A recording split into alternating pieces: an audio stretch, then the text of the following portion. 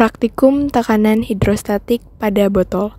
Praktikum ini menggunakan botol plastik 1,5 liter yang diberi 3 lubang sejajar secara vertikal pada ketinggian berbeda. Setelah botol diisi dengan air akan memancar keluar dari lubang. Hasilnya menunjukkan bahwa lubang paling bawah memancarkan air paling jauh karena tekanan hidrostatik lebih besar di kedalaman lebih besar. Lubang tengah memancarkan air lebih dekat dibandingkan lubang bawah. Lubang paling atas memancarkan air dengan jarak paling pendek karena tekanan hidrostatiknya kecil. Konsep tekanan hidrostatik dalam cairan bergantung pada kedalaman, massa jenis, cairan, dan gravitasi. Praktikum hukum Archimedes, telur tenggelam, melayang, dan mengapung. Eksperimen ini dilakukan dengan memasukkan telur mentah ke dalam gelas berisi air. Di gelas yang pertama, telur tenggelam dalam air biasa karena berat jenis telur lebih besar daripada air.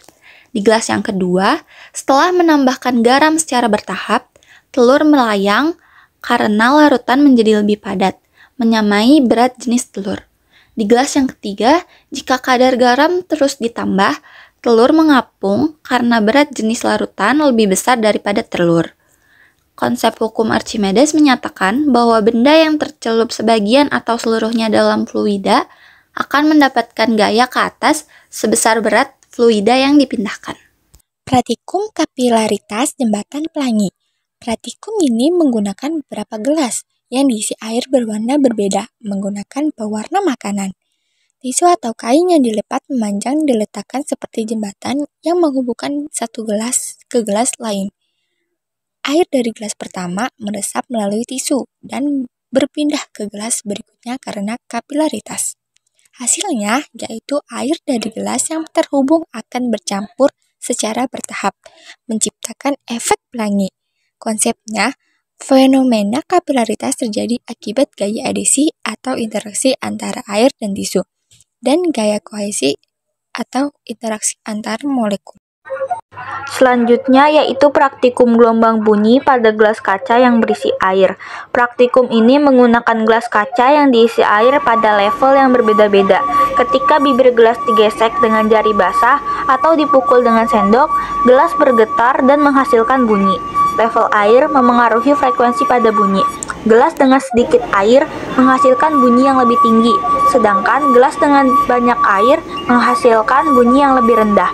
Konsep bunyi dihasilkan dari getaran gelas yang bergantung pada resonansi.